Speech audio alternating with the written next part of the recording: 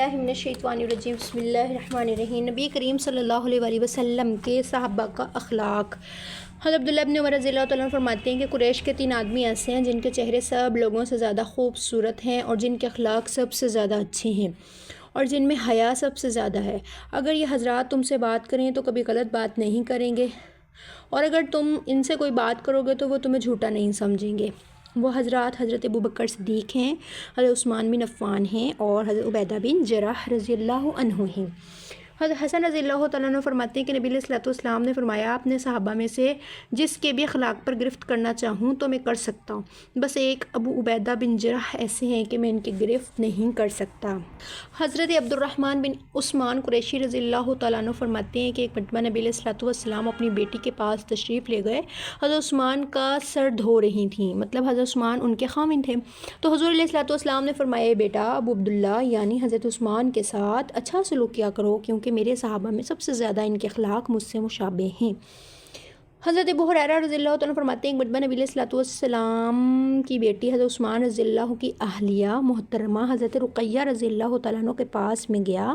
ان کے ہاتھ میں کنگھی تھی۔ انہوں نے کہا، ابھی حضور علیہ الصلوۃ والسلام میرے پاس باہر تشریف لے گئے ہیں اور ان کے سر کے بالوں میں کنگھی کر رہی تھی۔ نبی علیہ الصلوۃ والسلام نے فرمایا، ان کا اکرام کرتی رہو، کیونکہ وہ اخلاق میں میرے صحابہ میں سب سے زیادہ میرے مشابہ ہیں۔ حضرت اسامہ بن زید رضی اللہ تعالیٰ عنہ فرماتے ہیں، نبی علیہ الصلوۃ والسلام نے حضرت جعفر سے فرمایا، تمہارے اخلاق میرے اخلاق جیسے ہیں اور تمہاری شکل و صورت جو ہے وہ مجھ سے ملتی جلتی ہے، لہذا تم مجھ سے ہو اور اے علی تم مجھ سے ہو اور اے میرے بیٹوں یعنی نواسوں کے والد ہو۔ حضرت بحریہ رضی اللہ تعالیٰ رحم اللہ تعالیٰ عنہ کہتی ہیں، میرے چچا حضرت خداش رضی اللہ تعالیٰ عنہ نے حضور علیہ الصلوۃ والسلام کو ایک پیالے میں کھاتے ہوئے دیکھا تو انہوں نے حضور صلی اللہ علیہ وسلم سے وہ پیالہ بطور ہدیہ مانگ لیا، تو چنانچہ وہ پیالہ ہمارے ہاں رکھا رہتا تھا۔ حضرت عمر رضی اللہ تعالیٰ عنہ ہم سے فرمایا کرتے تھے کہ وہ پیالہ میرے پاس نکال کر لاؤ۔ ہم زمزم کے پانی سے بھر کر وہ پیالہ حضرت عمر کے پاس لاتے، حضرت عمر رضی اللہ عنہ اس میں سے کچھ پیتے اور کچھ اپنے سر اور چہرے پر ڈال لیتے۔ پھر ایک چور نے ہم پر بڑا ظلم کیا کہ وہ ہمارے سامان کے ساتھ اسے بھی چوری کر کے لے گیا۔ پیالے کی چوری کے بعد حضرت عمر رضی اللہ عنہ ہمارے پاس آئے اور حسب دستور پیالے کا مطالبہ کیا۔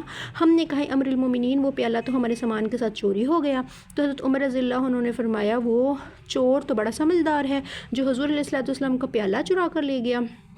اللہ کی قسم، حضرت عمر نے نہ تو چور کو برا بھلا کہا اور نہ ہی اس پر لعنت بھیجی۔ اسی طرح سے حضرت عبداللہ بن جعفر رضی اللہ تعالیٰ عنہ فرماتے ہیں، میں نے حضور صلی اللہ علیہ وسلم سے ایسی بات سنی ہے کہ مجھے یہ بالکل پسند نہیں ہے کہ اس کے بدلے میں مجھے سرخ اونٹ مل جائے۔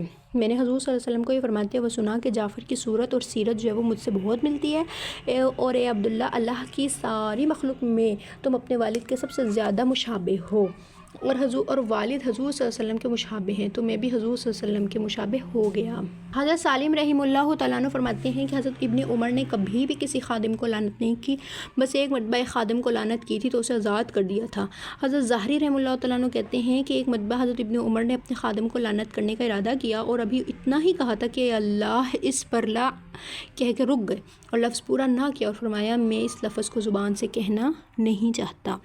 اور ہم لوگوں کی عادت دیکھ لیں کہ ہم ملازموں پہ تو لعنت کرنا دور کی بات، بلکہ اکثر جملوں میں بھی کہہ دیتے ہیں لعنت ہو تم پر، یہ ہو وہ ہو۔ تو لعنت جو ہے حدیث پاک میں آتا ہے کہ جس پر لعنت بھیجی جاتی ہے، اگر وہ اس لعنت کا مستحق نہیں ہے تو وہ 7 آسمانوں سے ہو کر واپس لعنت دینے والے شخص کے منہ پر آ کر مار دی جاتی ہے۔ اس لیے یہ ایسا لفظ ہے جو بہت زیادہ اپنا پسندیدہ ہے، اس سے پرہیز کرنا چاہیے اور کبھی بھی کسی کو بھی اس طرح کے برے القابات سے نہیں پکارنا چاہیے۔